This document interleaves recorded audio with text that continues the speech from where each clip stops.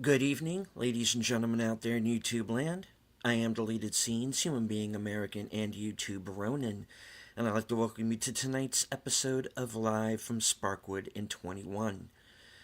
This series chronicles the 1990s cult classic television series Twin Peaks, created by David Lynch and Mark Frost, its sequel series, The Return, which appeared on Showtime in 2017, and the films of David Lynch. Tonight, part 2 of Fire Walk with Me, the fan edit.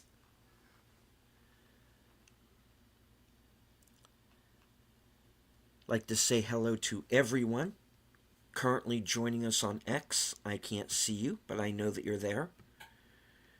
And say hello to everyone currently joining us here in the live chat.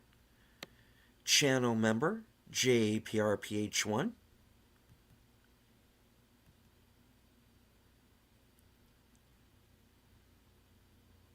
Faithful Blue Wrench channel member, the Bird Woman of YouTube. Watch out for her second channel, Fluff Chick Productions. It's Connie Clary.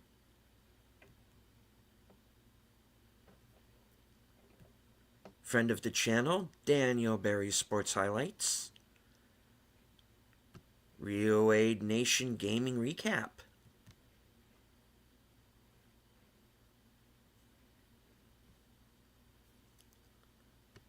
All right. I also want to say hello to everyone joining us in the Cosme Room. We're going to get the film started here very shortly. Joining me tonight, my fellow panelists, the superfans, as I call them. Last call, Troy Pichelli. Hello. Troy's better half, Netters Network. Good evening. And Flappy Apologist, Aged Boomer. In remembrance, we remember Flappy, We do. a bird of If you many. pay, Hmm? I was going to say, if you pay very close attention to the thumbnail, Aged Boomer is wearing that button in the picture. Yeah, yes, because he's. I remember him, and I feel that he never got his due, and I know he was complicated and a bird of insatiable appetites sometimes, and those got him into trouble. But I don't judge him, and I don't think y'all should judge him either. That's all I'm saying. Rightly so.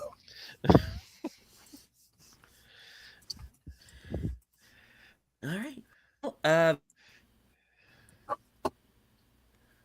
what we are doing this year is we are rewatching the entire Twin Peaks television series, and we're doing it in chronological order, which means we are starting with the prequel film, the fan edit, which includes the missing pieces, which are the deleted scenes from the film, and also a few from the series that have been added back in. So this is a film that is 3.5 hours. It's in its entirety, and we decided, well, you know what, we really don't want to do a 3.5 hour movie in one night.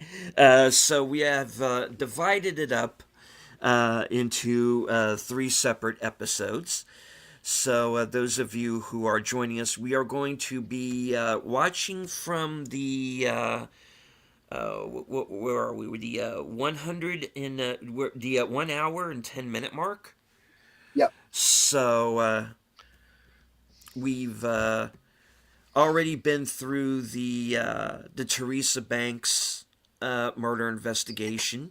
We're introduced to the original case agent, Chester Desmond, played by Chris Isaac, who goes into the town of Deer Meadow, along with his partner, who's Sam Stanley, played by Kiefer Sutherland, in kind of really kind of geeky, not all there mode, and to say the least. And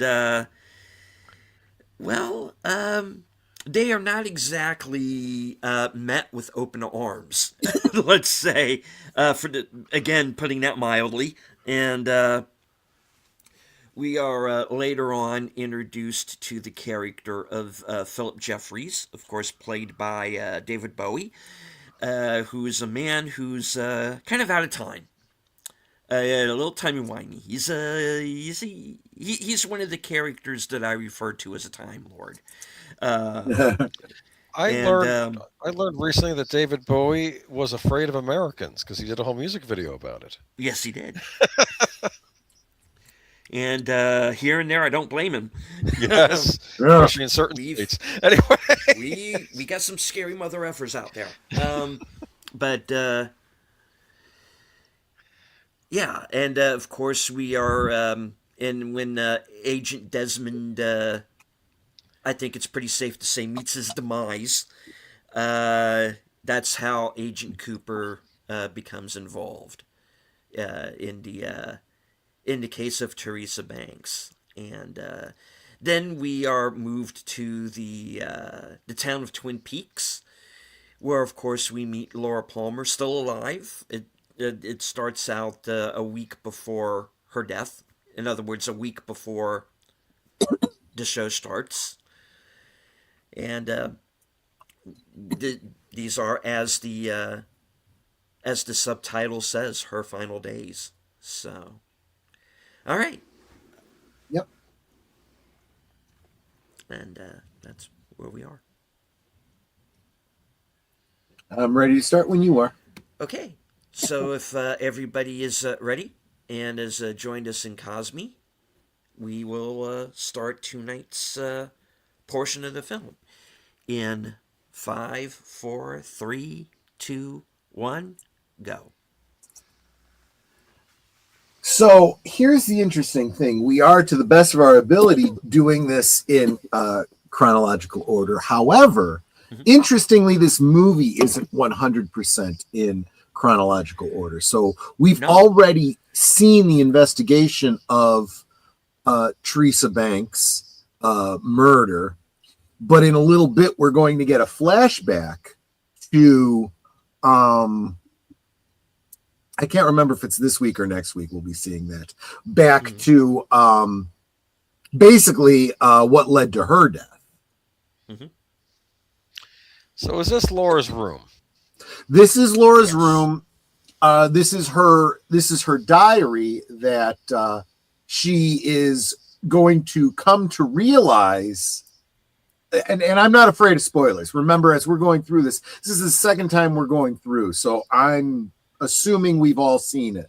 And so we're going to talk as though knowing what we know now. And she's discovering right now that someone has been getting a hold of her diary. It's not as secret as she thought it was.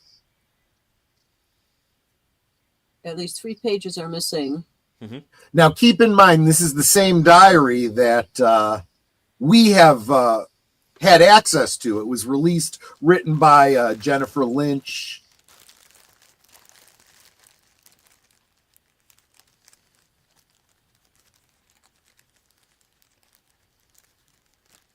Good excuse. Yeah, you're not going to get very far without the keys. Yeah.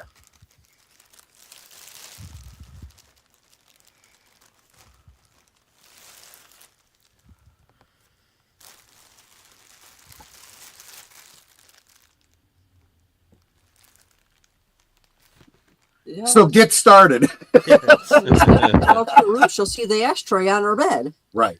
Yeah. I- Try not to eat any bugs, Mom. I don't think nicotine is her drug of choice. Laura. Try not to eat any giant bugs again, you mean. So now she's taking the diary to someplace where it will actually be safe. She then starts a new diary, a secondary diary that will later be found in the first few episodes of the series.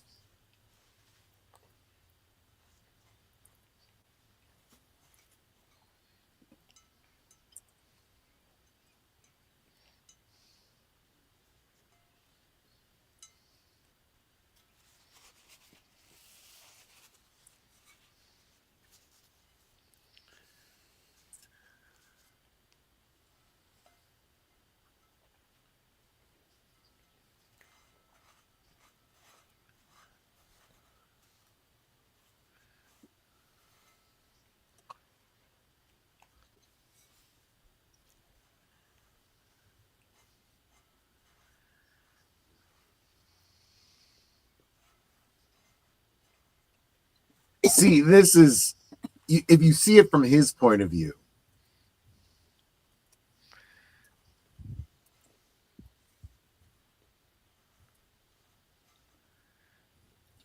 He's recognizing, even if the elements that he thinks aren't real, he's realizing there's real mental illness here.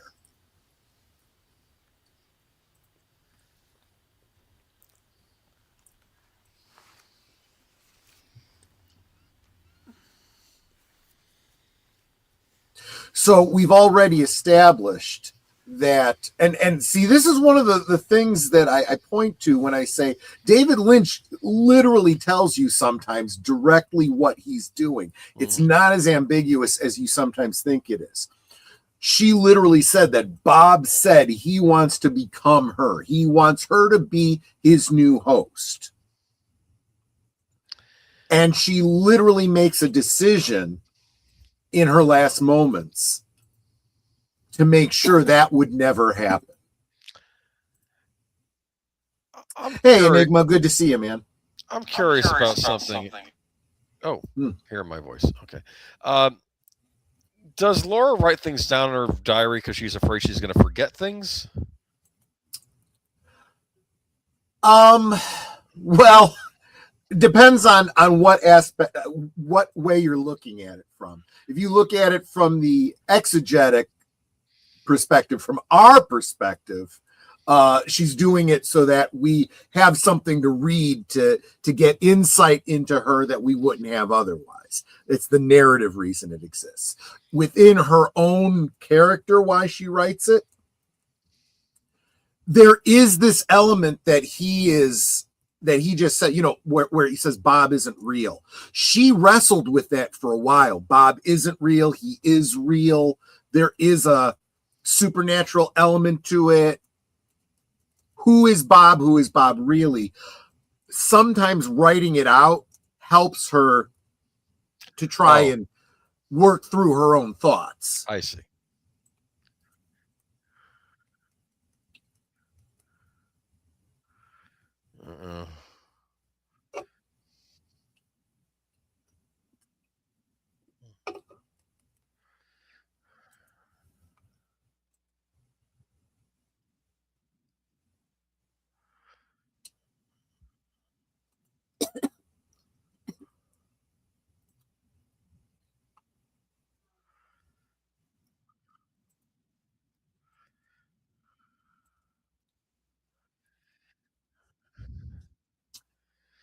And that's not true. That is absolutely not true, which you will see later, that she is lied to all the time, and she purposely avoids seeing the truth. She is not a good confidant. So this house also has a piano, like Correct. Donna's house. Right. It used to be very common. It was assumed your house would have a piano in the house.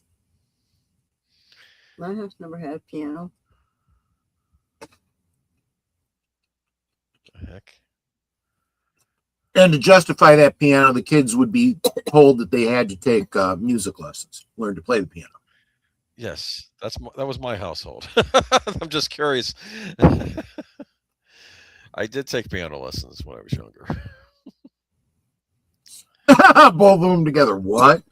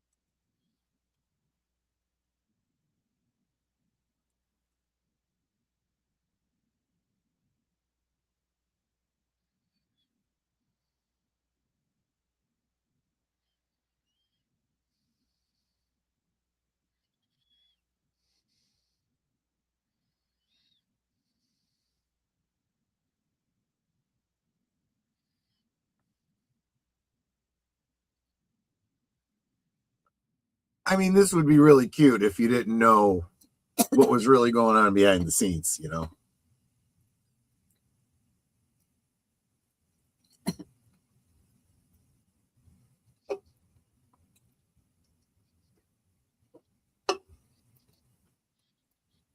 Mm.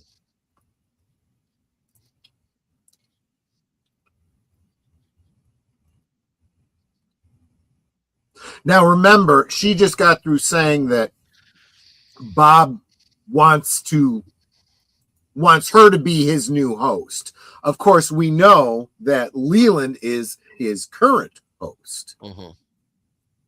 So sometimes you see incidents like this and you wonder, is that Leland? The kind of victimized, wanting to be a good person, Leland, showing himself, or is it Bob pretending to be Leland? It's never very clear. It could be Leland, but like Laura, he's messed up because Bob has been possessing him, right? Like he's There's been no touched doubt by about Bob. that. Yes. Yes. So yes. he may not be. It may be him trying to be himself, but he can't be because, of course, he's got Right. Bob in him, right? Yeah. So yeah. Right.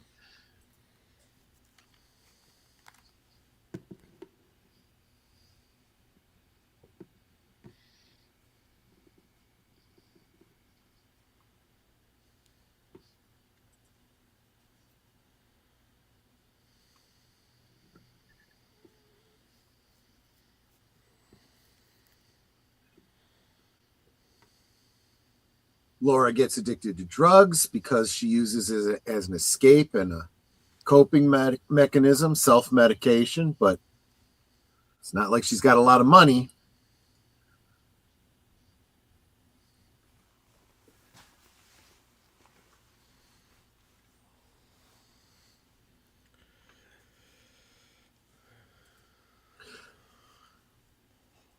So you literally have to think about this as like a demon possession.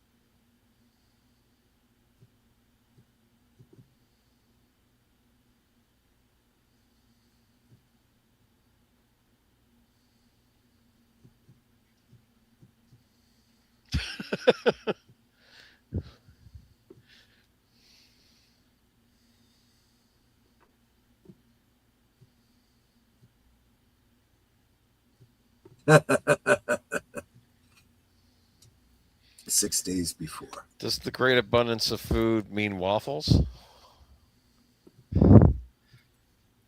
It's the Meals on Wheels, so I don't know what meal is being served. It's giving me that cream corn crap. Requested no creamed corn. Armand Bosia.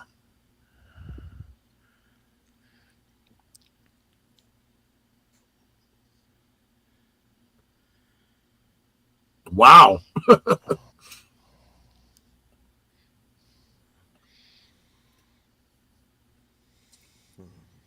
So the booth that had the color picture, so I guess it's the third booth, maybe? Uh-huh. That's where Troy and I sat and had pie. Yep. Do you think Norma bought an inordinate amount of cream corn and she couldn't serve it at the restaurant because people hated it, so she gave it on Meals on Wheels as a side to get rid of it? I can imagine that, sure. The Chalfonts. Mm-hmm. Ain't going over there. I love waffle. Enigma says, I love Waffle Houses because of the free coffee refills. They have a good pecan waffle at Waffle House. I haven't been there in ages though.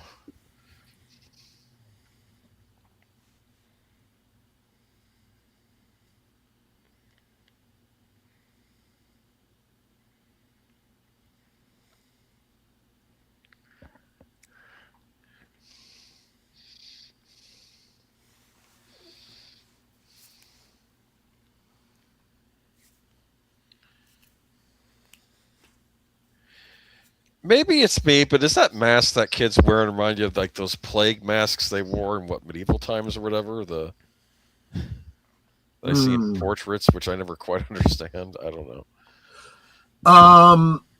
Could be. I could explain the plague mask to you. It was believed that the plague was carried by bad odors, body odor, feces, and so forth. So they would wear these leather masks, and they would stuff flowers into the beak of it, so that you were smelling the sweet smell of the flowers. And they thought of it as a kind of gas mask. It didn't really work, but that's what they... There's a logic to it, but yeah, you're right. It doesn't work based on what we know about science. But yeah, I can see why at the time they might have thought that was where the problem... Based on the concept of bad air. Yeah. And if you think about it, they were close. They were close. Yeah. Because what it really was an airborne bacteria. They just didn't quite know how it worked yet. Exactly. Yeah. Okay. Well, yeah.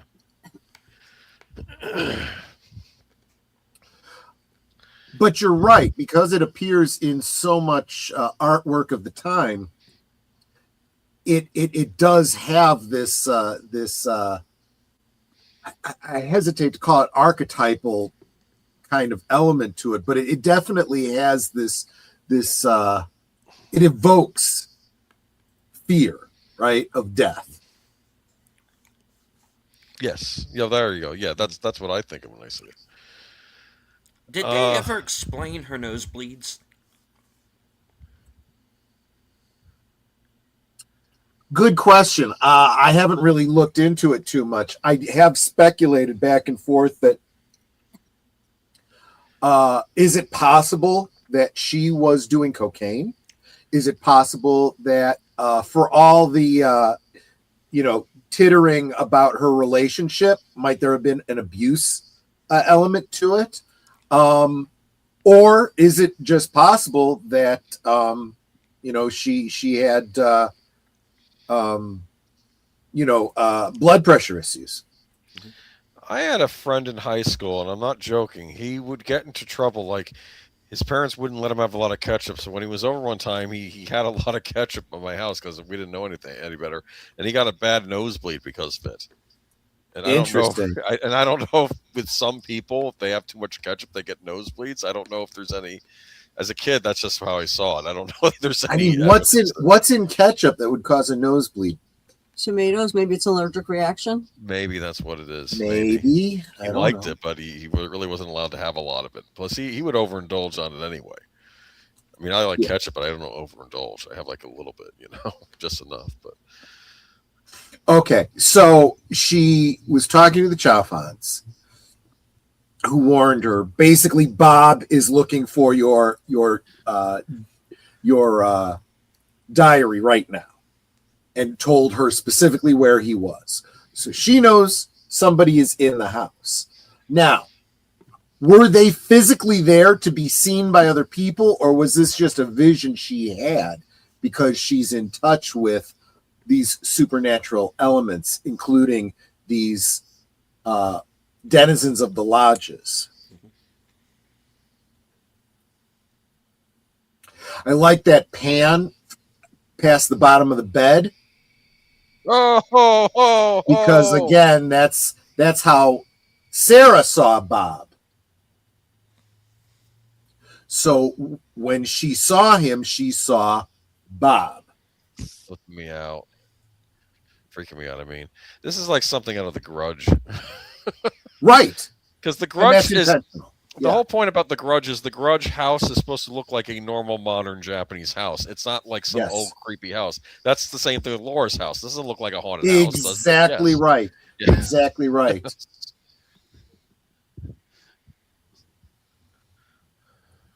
And this is when she realizes. She literally realizes that her father is Bob. And all the implications that go with that.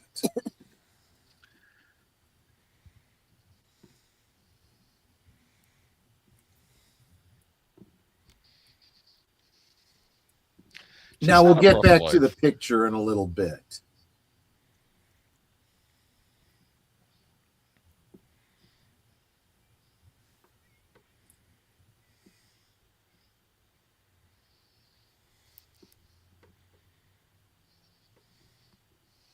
I like her ring.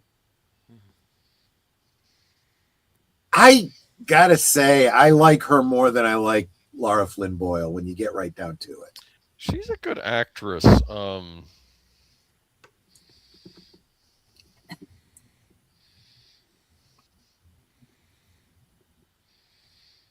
I said, she was on One Tree Hill, I think. Enigma says, I love how Troy kept his secrets the entire time we watched this, the first go around, and Troy kept all the big reveals secret. Must have been difficult. God, I never even really thought about it much. And what was even rougher was when we got to season 3, because I hadn't seen it at that point. Right. So you had to keep all of that quiet. Honestly, though, keeping season 3 secret was a little easier because I honestly haven't, slept, and breathed season 3 as much as I did the first 2 seasons for, 20 years. I think that was only like the third time I was watching season 3. So there were large segments I did not remember and had not fully processed yet. Not that I've necessarily processed all of this either.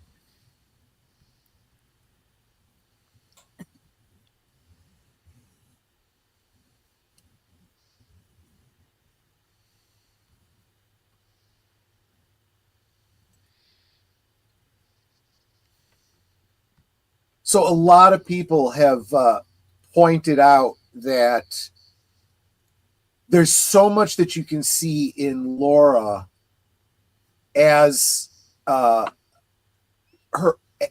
If you know the textbook psychology of a child of this kind of abuse, she displays it all. But they layer the repressed memories and so on and so forth with this supernatural element. So up to a certain point, you could almost say, well, none of that supernatural stuff is real. That's just, her interpretation of it. That doesn't quite work as you get farther into Twin Peaks, but I can understand it.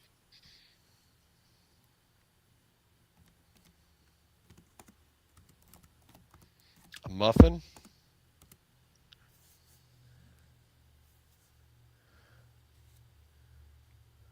Oh, now that line makes sense.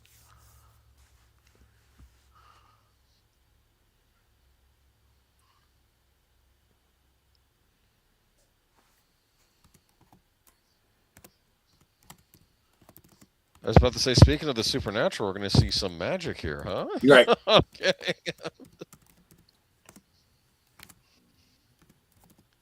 Well, Sparkwood in 21 is a very special place.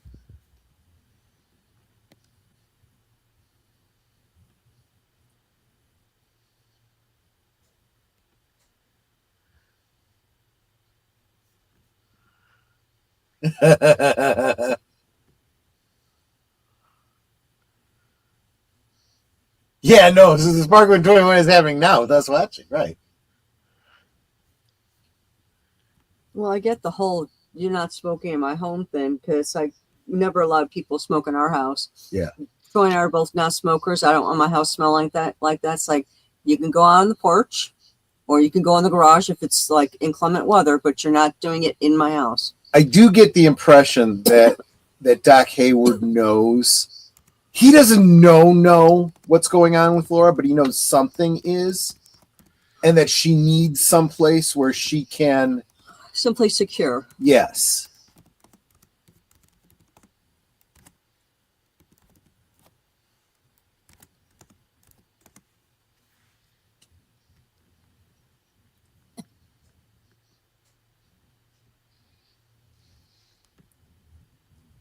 Hmm?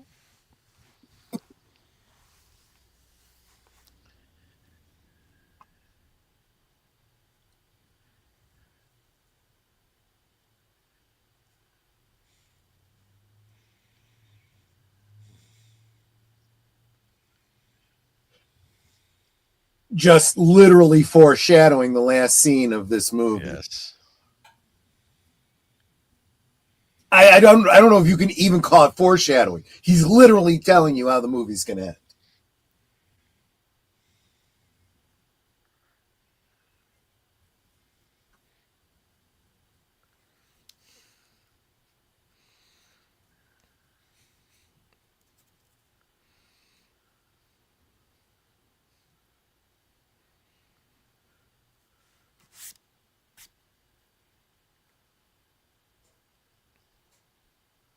What do you think? Oh, wait.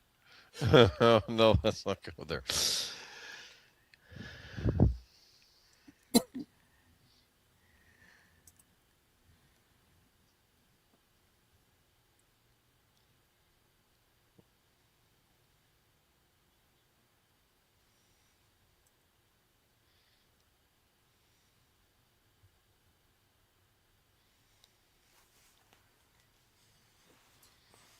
How did she end up in the wheelchair? Car accident? It was an incident that had something to do with Ben Horn. Mm-hmm. Oh.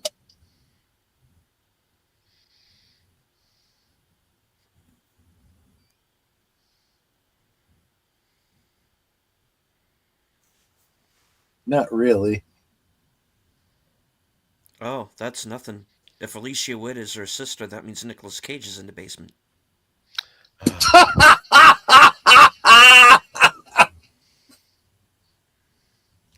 He could play Bob. Right.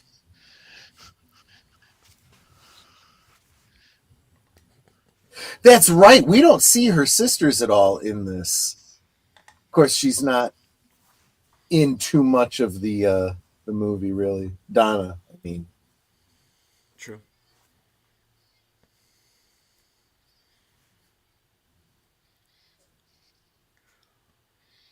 She's the what? Muffin. Oh. Oh, there's something very wrong with this town.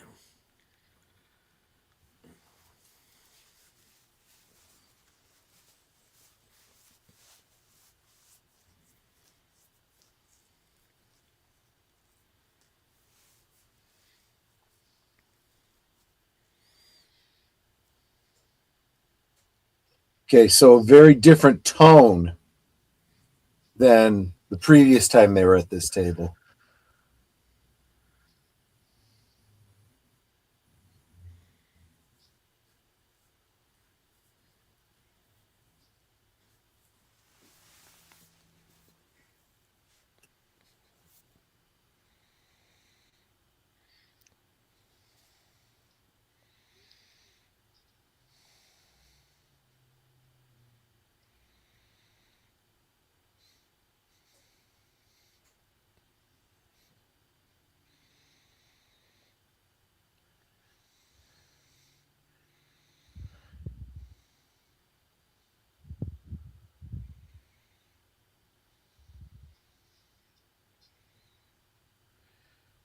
You didn't give me a walked in the chance. door. Got in the door.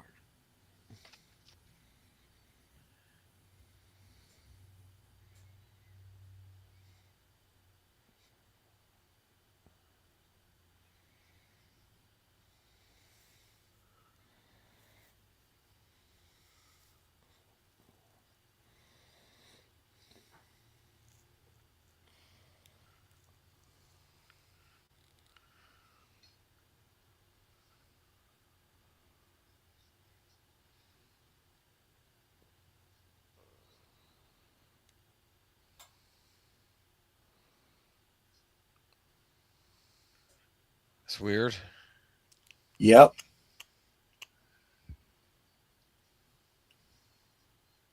So Enigma says, correct me if I'm wrong, but he has keywords or some sort of method to bring out her other personality, right? Or am I way off on things? No. So Laura, at this point, isn't dealing with multiple personalities. Leland is.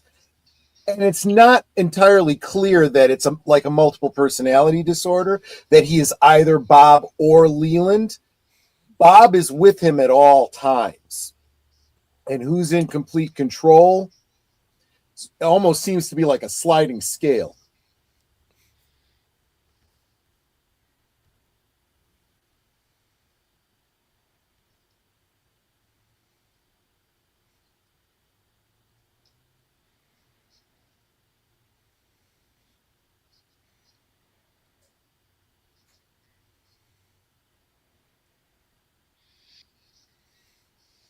Mm.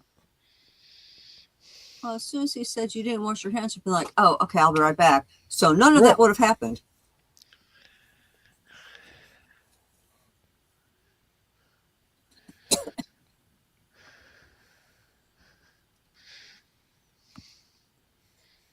It's like Mommy Dearest times 1,000. Yeah. Now, again, this is something I forgot the first couple times through that I'd seen this. This is the first time she's seeing Leland since she's realized Leland is Bob. Oh, right. Yeah, see what I mean? And especially right now, Leland really is Bob. Now, I think sometimes you could tell just by the look on his face. Yeah. Because he really is a good actor. And then he has that look right after, like, what happened? Yeah. What did I do? Like, because, yeah, every now and again, he comes out and he's like, no, I don't want to do this. Don't make me do this.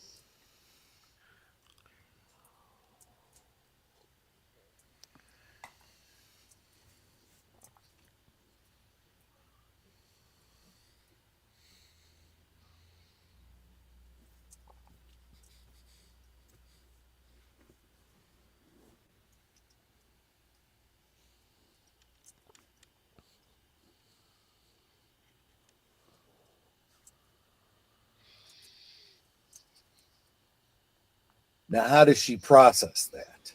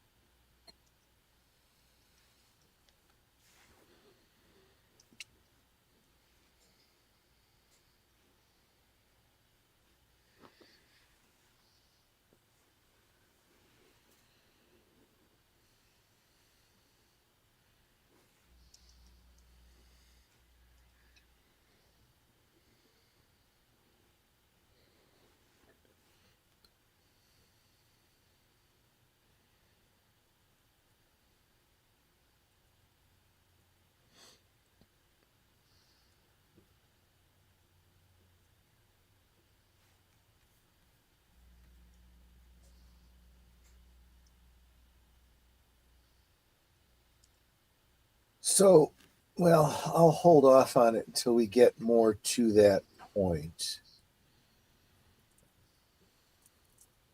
This picture that was given to her by the Chalfants,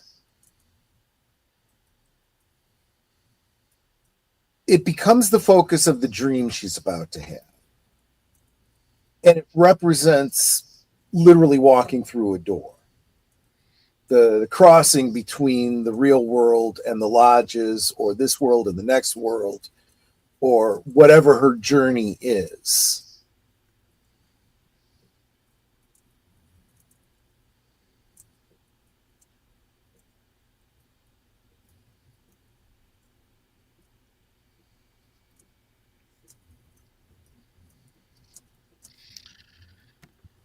Look who it is. Yeah. She's doing the wave again. Well, of course, she is like her guide on this bit of a journey, this jaunt.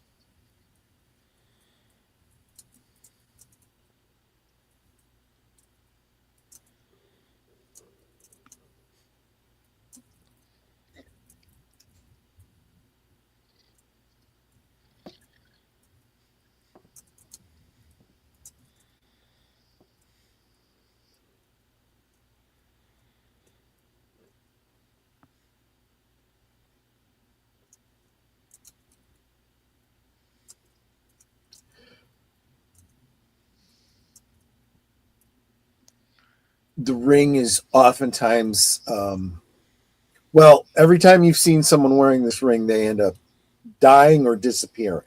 When Desmond went to pick it up, he disappears, right? We see Teresa wearing it, she dies.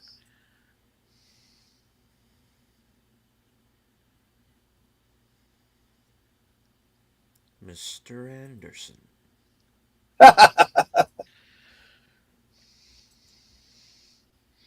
He hasn't become a weird tree yet. Right. That's right. His name is Anderson. Yeah.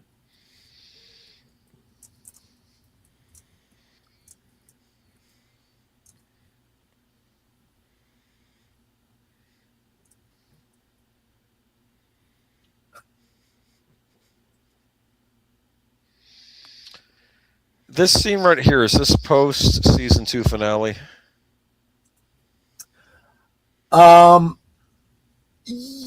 Yes, but remember, this is all taking place out of time. Yes. See, is this future or is this past? So this is the past from Laura's perspective.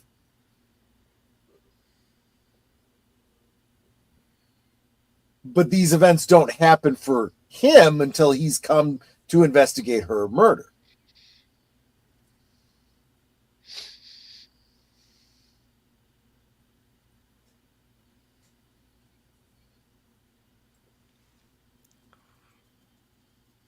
Which we heard at the trailer park earlier, well, last week.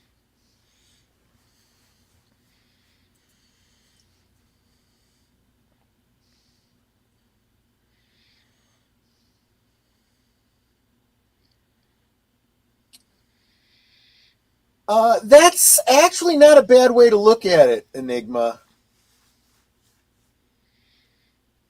This, in fact, is this place where they are is referred to as the waiting room. And what was it that Hawk called it?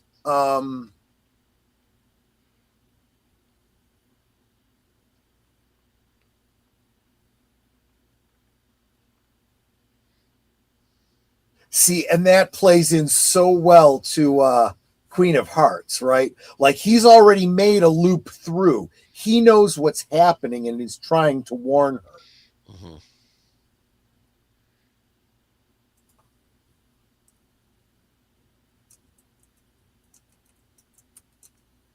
And possibly destroys the space-time continuum in the process.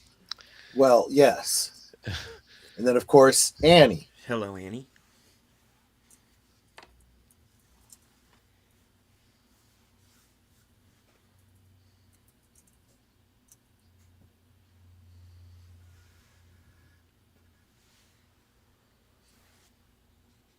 I want to take a clip of this scene and put it next to the corresponding scene in Queen of Hearts because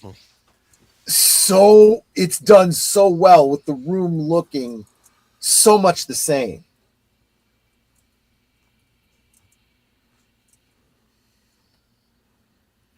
And she has the ring. Damn it! Okay. Don't take the ring. And Yeah, she's too already late. taken it. Dang it.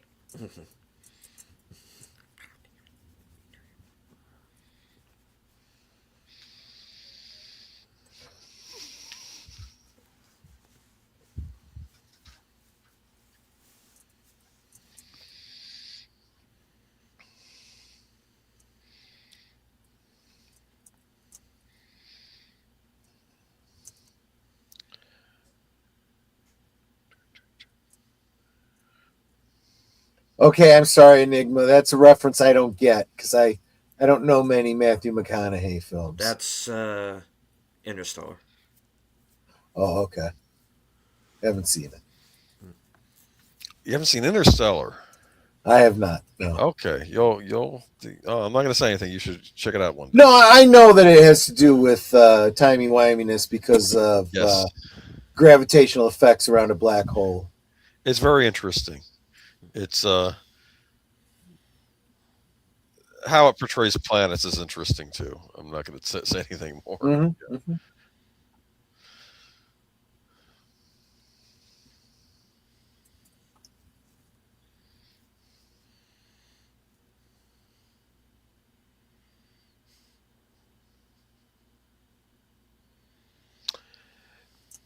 Now, oh, that's freaky. Okay. Mm-hmm. Question. Uh huh. Her bedroom, does that seem like a typical teenage girl's bedroom from the 90s, or is this more like looking back to like the 50s? What a bedroom might have looked like. Good question, because there are elements of this that, and we've had this.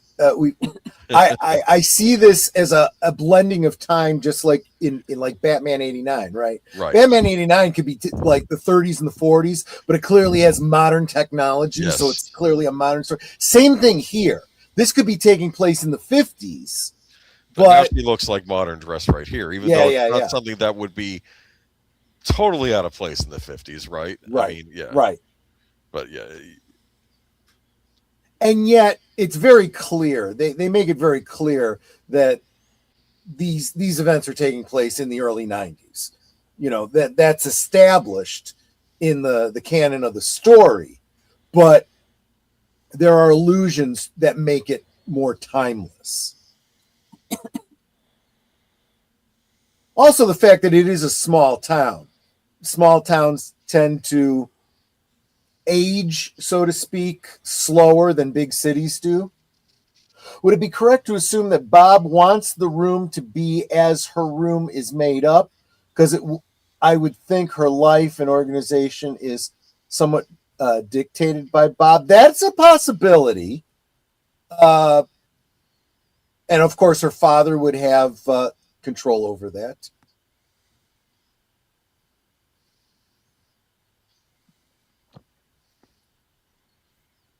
And again, whenever the ceiling fan is on in the hallway, that's got a very ominous impact on her. Again, it's the electricity by which the lodge denizens move about. It's also an indicator that Bob is coming that night.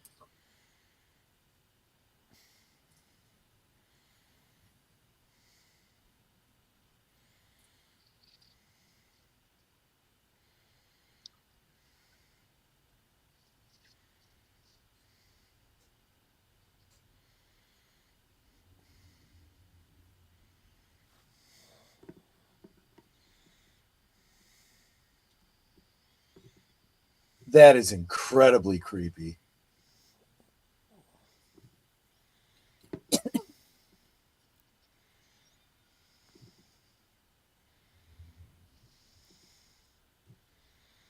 it's nice seeing actresses with actual normal lips, though. I'll say that. Right.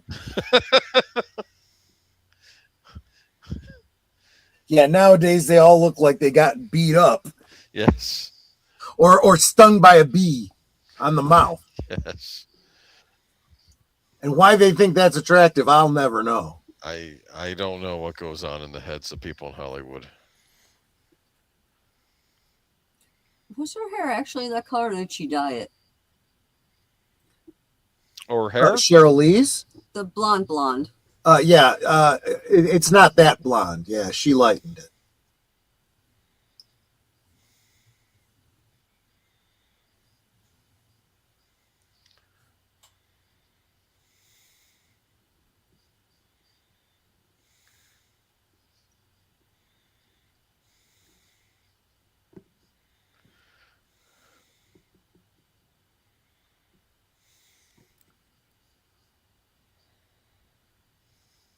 Benny and the Jets. Question. Uh-huh. Their house, is this a house that's being renovated or is it a house that's being built? Renovated. Okay, that explains why there's Well, wallpaper. either renovated or repaired. Because why would you have the wallpaper up if you were building? Right.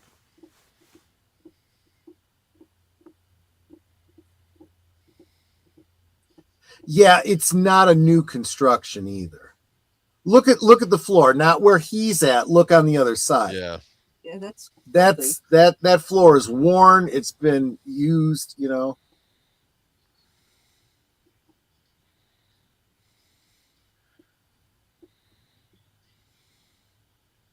Yikes.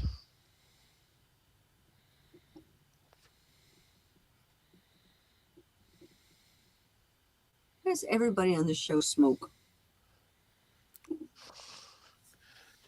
Uh, Not all of them.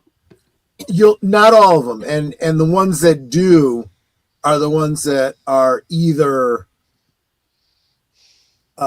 very much controlled by the dark side or are strongly influenced by it, struggling against it.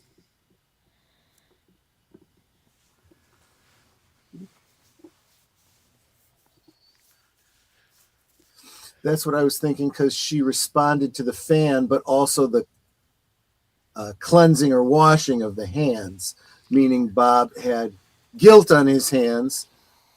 I was just thinking outside. Well, the other thing too is he specifically draws attention to the ring finger of her left hand, which after she's killed is where the letter is inserted by Bob that is found in her autopsy.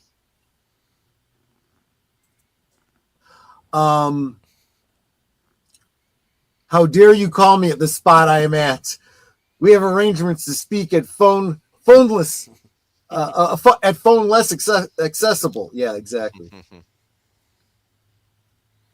Now, Leland called out the fact that she was wearing the half heart necklace, and she's now wearing it again very, very prominently, right? The other James has the other half of it, and eventually after Laura dies and that pendant becomes a piece of evidence, Donna takes it to James so that they could hide it. They're trying to hide the fact she had a relationship with James because that makes him a suspect.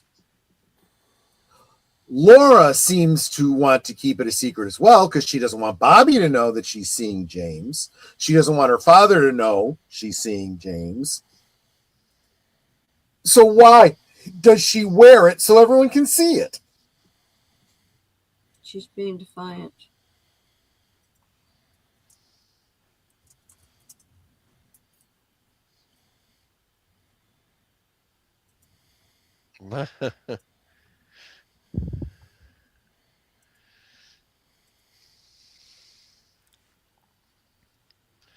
Everything you need to know about the United States you can get from Peanuts and Twin Peaks, right?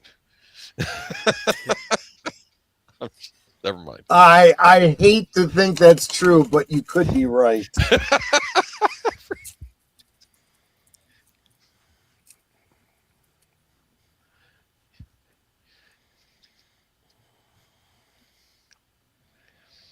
The Bang Bang Bar.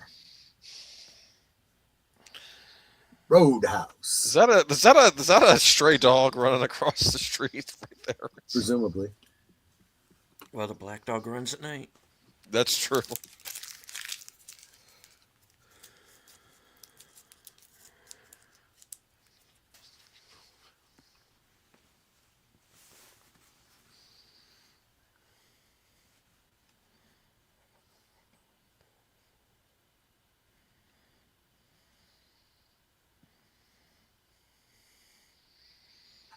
Margaret tried so hard.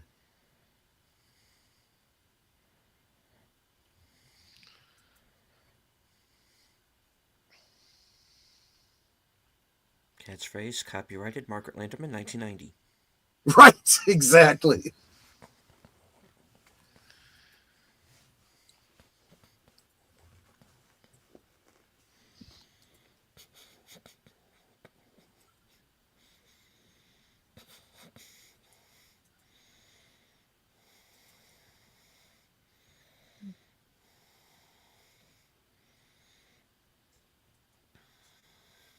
She tried so hard and got so far, but in the end, it doesn't even matter. Yeah. I mean, knowing what we know now, it almost feels like all of this was inevitable. This was not something that Laura could have avoided. She tried.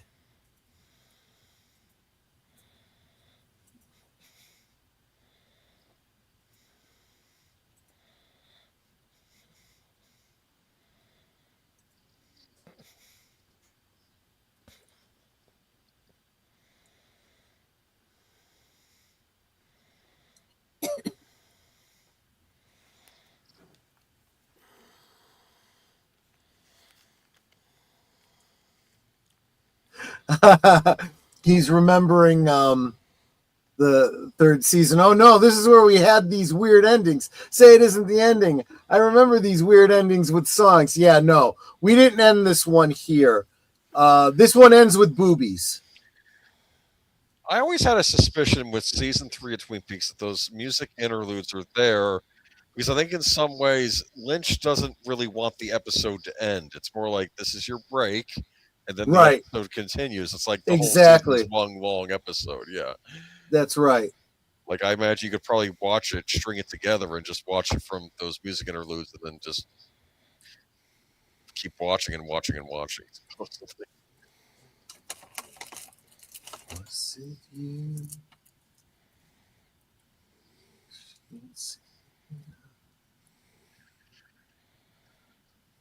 And She didn't want Donna to be there, right? Is that right. the impression there? Yeah. And this will come up a couple times in this in what's happening here, where it seems clear she wants to protect Donna. Donna is the innocent that Laura used to be. She can't save herself, so maybe she can try to save Donna.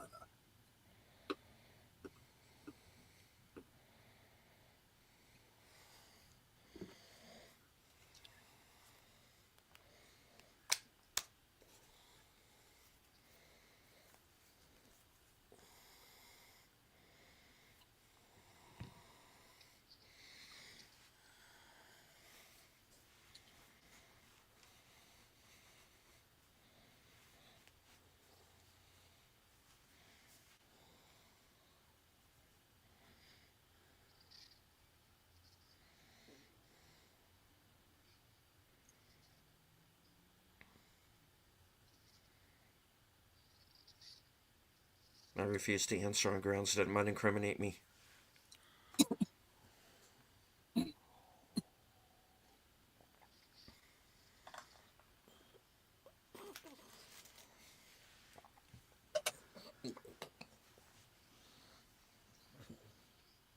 Mm. It's like, okay, she's a little nuts. Yeah, well, she is.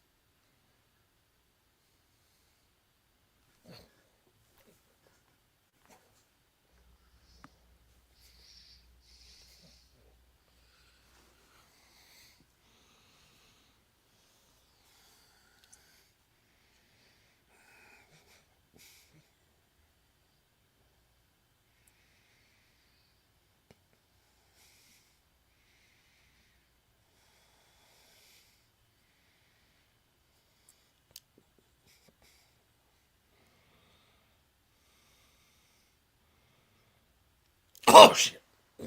Yeah.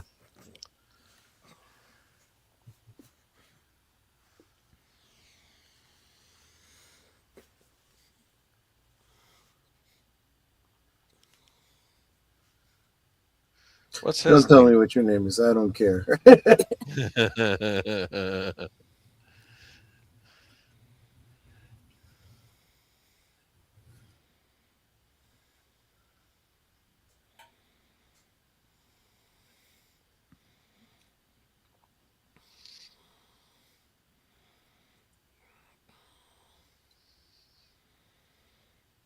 It was dark. Yep.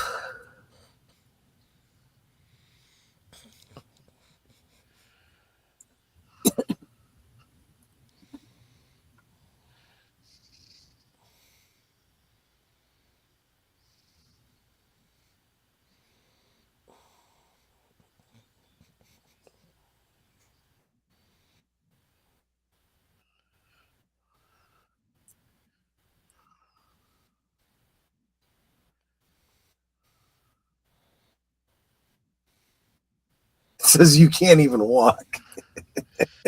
It literally says that too, probably, right? It's Probably. like the 8 ball thing pops in there and just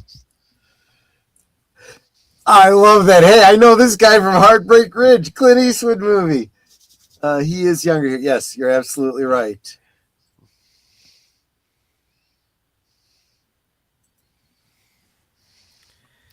Yeah, kind of retired from acting and got out of Hollywood. Yeah, he Uh, did. came back for came back into return for David and took off again. he used to crop up in movies all the time, though. Oh yeah, Mm-hmm. He was in License to Kill. yep.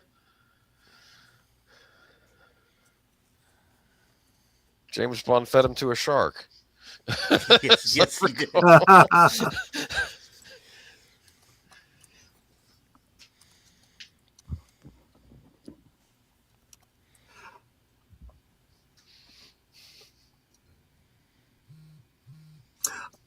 In fact, he reunited with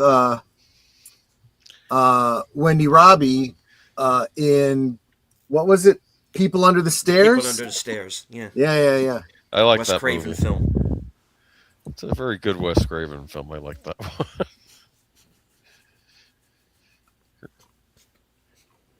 It reminded me of the Gim from Pulp Fiction in that movie with that Yeah. outfit he was wearing.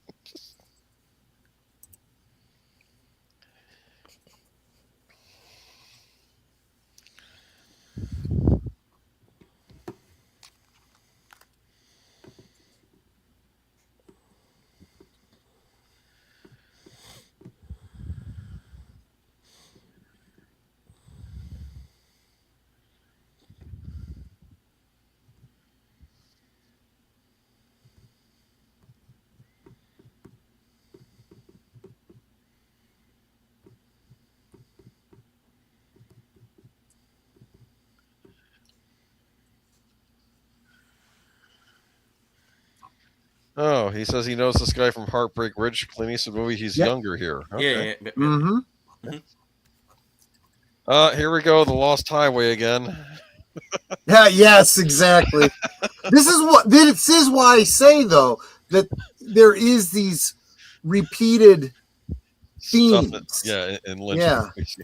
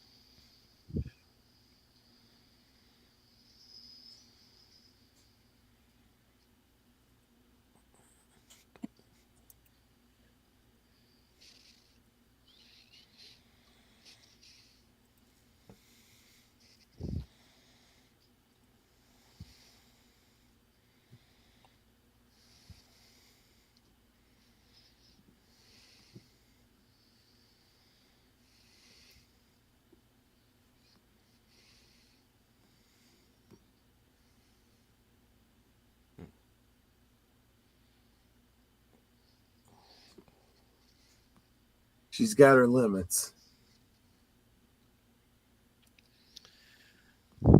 Don't be a flatliner, Donna.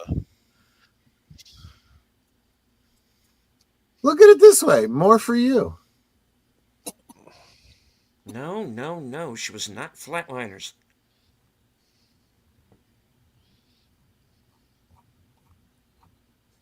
Which, in retrospect, kind of surprises me. Hmm.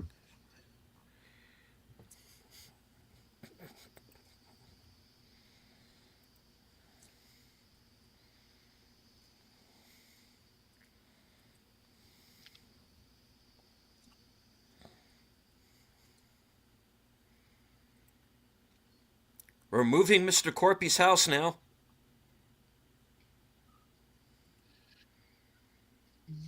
Extra points to anyone who gets the reference.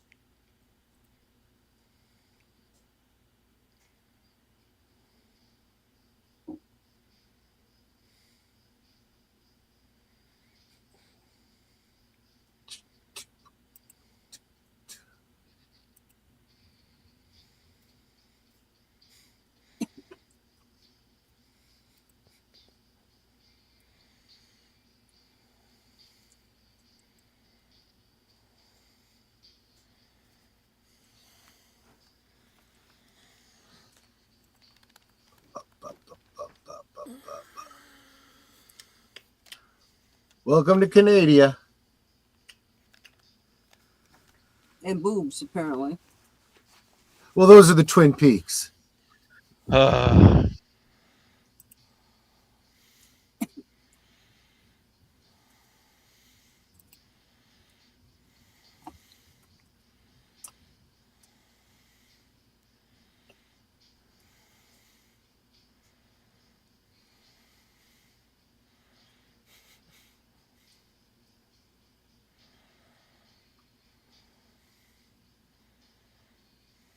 Is that true for Laura? There's no tomorrow. Hmm. I'm trying to remember how this night ends.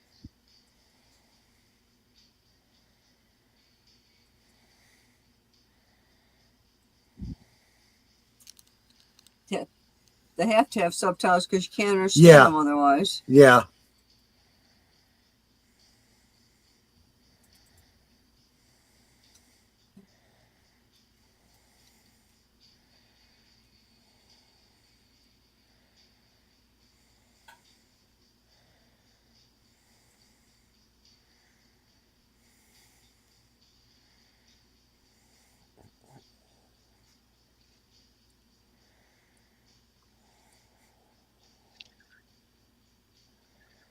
You know what should have happened? Donna should have fed that line to her younger sister when she was trying to write the poetry, right? Never mind.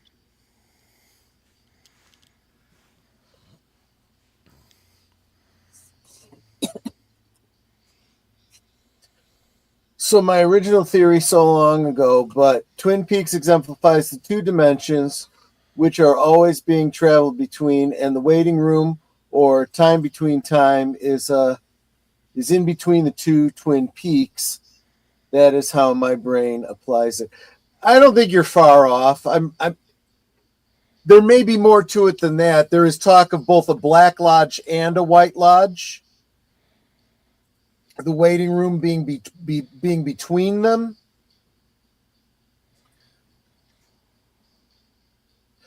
In season 3, you learn more about different ways to access them in different parts of the world. Obviously, Twin Peaks, Buenos Aires, so forth.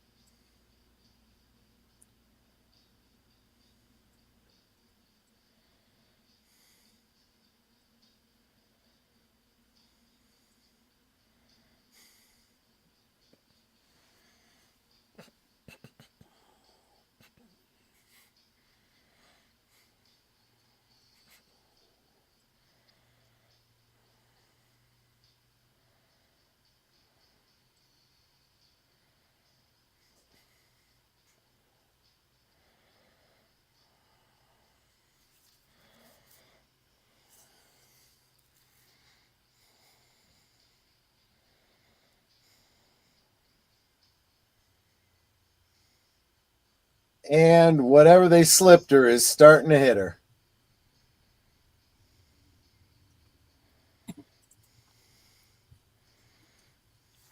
Probably Rohypnol.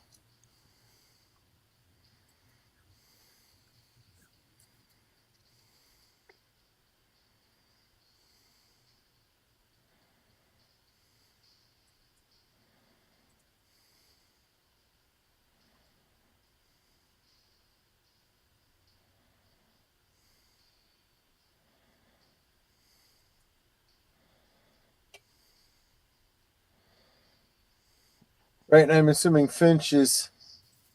Oops. Got to back up. Finch is setting up these. Oh, I assume you mean Lynch is setting up these dimensions slowly and methodically, which is why it takes the casual observer so long to catch everything, due to the moving between the two, as well as the personalities of the characters. Not only that, but by the time we get to season 3, and you're getting a little bit of it here, but definitely by season 3, you realize there's some time travel involved. Well, it always seems like it's time travel when you're on drugs. Well, that does help. Teresa. Yep.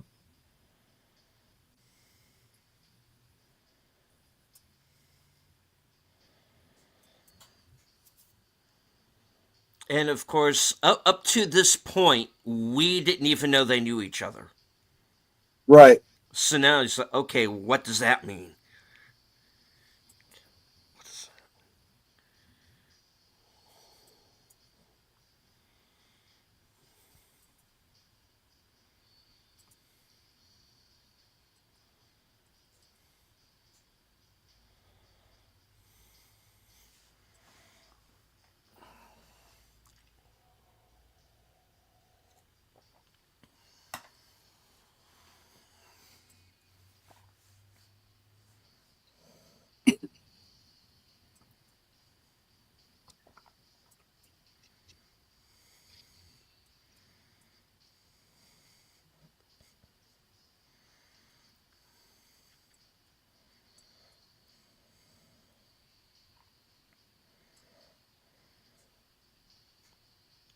Because first Vancouver and then the world. What do you mean? I don't know.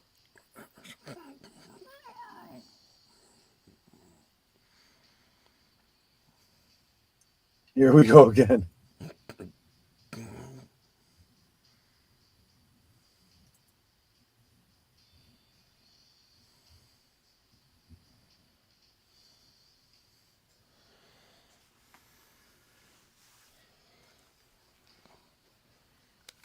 Yes, I was just as surprised as you.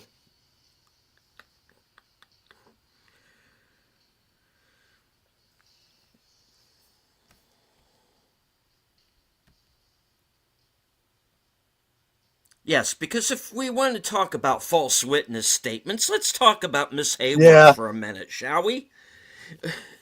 Because I gotta tell you, that girl leaves a lot of shit out.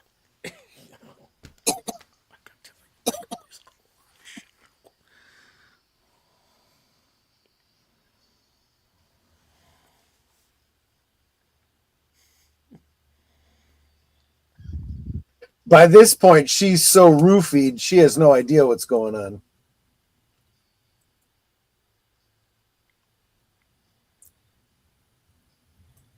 Nate, at this point, I feel like you need a bodyguard. Yep. Seriously. Well, and that's exactly what Laura was realizing at that moment. When did you want to stop, by the way? It's going to stop in just a moment. I gotcha. I remember him. Automatically? Look at this. I love this. This time they're actually showing it backwards. I mean, the way it was, So cool. it's you see that it's being done backwards because he's unlighting the candles. There you go. good place to stop. Yeah, that's I told you we'd be ending with boobs. Okay. It just turns out it happened to be Mike's boobs. Ah! So there you go. So there you go. Yes, we will wrap this up then next week, and I don't know. We'll talk about this behind the scenes, but maybe we go into a deeper dive discussion on week 4. Week 4, I don't know. We'll decide. But there's a lot to take in with this.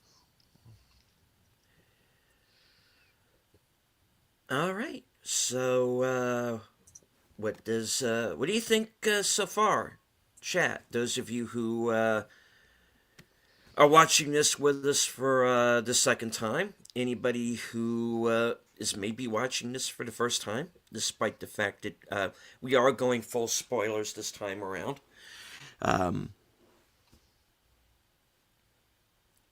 Thoughts, theories, hey, let us know in the comment section, because that's why it's there. The only comments I can see happening are boobs. Well, at this point, yeah. Well, we'll probably have more to say next week when we get to the more boobs. Well, when we get to see the full frontal on Jacques Renault. I'm kidding. Let's not. You Yeah. women have bad dreams. Yikes. Yeah, no kidding. And it was at that time that I must sadly resign from the program. Or else have to wash your eyes out with bleach. Enigma says, I'm happy about connecting the dots and remembering what I saw the first time and seeing the personality changes. Yeah. Yeah, this is why we're doing it, because I do feel like the rewatch, you get more out of it. I know I. Gotcha. Cool. And hello, PJ. Orville Nation has also joined us. Hey, PJ. Good to see you. Good to see you, my friend. Hashtag Together We Grow. Indeed. Cool. Absolutely. All right. Well, we do have another program to get to. And that, of course, is The Adventures of Sherlock Holmes over on Troy's channel. The Red-Headed League. Yep. Is the episode for this evening. And apart from that, Troy, what do you have coming up? Well, Friday, Boomer and I are going to be talking this day in history. A new topic we're trying out for last call. Yes. Saturday, Netter and I will be over on Big Al Presents Films with Friends for Hellboy, the Guillermo del Toro film. And let's see. Well, of course, Sunday, Geezers, of course. This geezer will tell you more about that. And but before that, on Sunday, I will be over on Real Wade Nation Gaming Clips on the Green Machine, doing a rewatch of Tron Ares. Not rewatch for me; I've never seen it before, so we'll see. We will hear what I your think review of it. Yeah. Oh, probably yes, exactly. So there you go. Okay. Netter. Let's see. Well, after this, of course, I'll be co-hosting with Troy on Sherlock Holmes. And if you stay right where you're at, you will be automatically redirected to Sherlock Holmes. Let's see. Thursday, my special guest will be Storyman Jack. He took care of his family emergency, and so he's going to be coming back this week to pick up where we left off, which was, basically talking about him the last time he was on and all the new stuff that he's been up to. He has written a new book, and I'm eager to hear about it. Let's see. And then as Troy stated, Saturday we're joining Big Al on his channel. I'm pretty much guesting everywhere else. Right. That's it for me. All right. Boomer. Nothing. Oh shit! And- Sorry, I'm What? sorry. I accidentally yeeted you. Oh, Try that again. Take two. I'm I'm sorry. just gonna keep it brief. Tune in 9 p.m. on Sunday Eastern Standard Time for Geeky Geezers. We'll be discussing the return of the Muppet Show and the return of Faces of Death, among other things. There you go. Oh, right on. These days, they're basically the same thing. Jeez. All right. That leads things on over to me. As of right now, nothing planned tomorrow because I am going to the 4K restoration of John Woo's Hard Boiled before it leaves theaters. Thursday, I will be joining Outlaw Bill for Action Theater. That'll be at 4:30 p.m. Thursday, following and later that night, following Thursday Things, will be my program, Coming Attractions. We get to find out what I'm going to be up to for the next week, up to and including my appearance, along with Troy and Netter on Al's channel for Hellboy, Saturday night. Sunday, I don't know if I'm going on with unscripted or not because it's Super Bowl. I might do some counter programming. I don't know. Stay tuned. I haven't decided yet, but I'll let everybody know. But reserved seats will go as usual. Guest to be determined. And let's see. Monday's going to be another mystery movie night. So weather permitting, this whole weekend is basically going to be weather permitting for me because the snow that we were expecting, that everybody else got last weekend, my area might get this weekend. So we'll see. Yeah, We love to share. indeed. So And I'm going to go ahead and drop because I'm going to get over to my stream. So you guys take care. right. Catch you later. See you there. And Good see you night. there. And let's see. So Tuesday will be the plan is to have the mystery movie night once again at 7 p.m. and then join us right back here, same bat time, same bat channel for part 3 of the fan edit of Firewalk with Me. Cool. I'll see you then. Indeed. See you then. All right. So I'd like to thank everybody who joined us on X and here in the live chat. Thank you once again, of course, Troy Nutter, Boomer, from HQ, the corner of Sparkwood and 21, and all points north, south, east, west, and beyond. Good night, take care, stay strong, be safe and healthy, because this is how we win.